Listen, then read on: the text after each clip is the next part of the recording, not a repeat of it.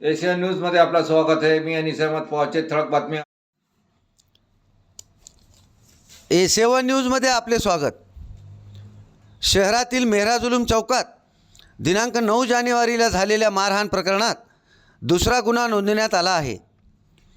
हिंगोली येथील पेन्शनपुरा भागातील शेख जफर शेख शौकत यास लहान मुलाच्या भांडणाच्या कारणातून पोटात लाथाबुक्क्या चाकूने मारून वार केल्याने हाताच्या बोटाला जखमी झाली.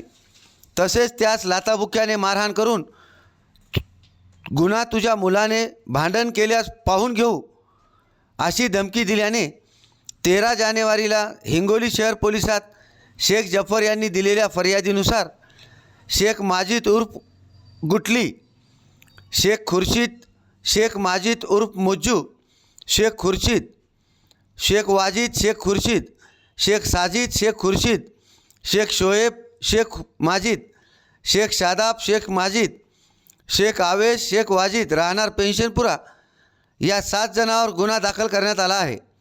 या प्रकरणाचा पुढील तपास पोलीस उपनिरीक्षक महिपाळे हे करीत आहेत. A7 न्यूजसाठी अनिस अहमद, हिंगोली. ताज़ा घडामोडी पाहण्यासाठी आमच्या चॅनलला सबस्क्राईब करा, लाईक करा, शेअर करा आणि बेल आयकॉनला प्रेस करा.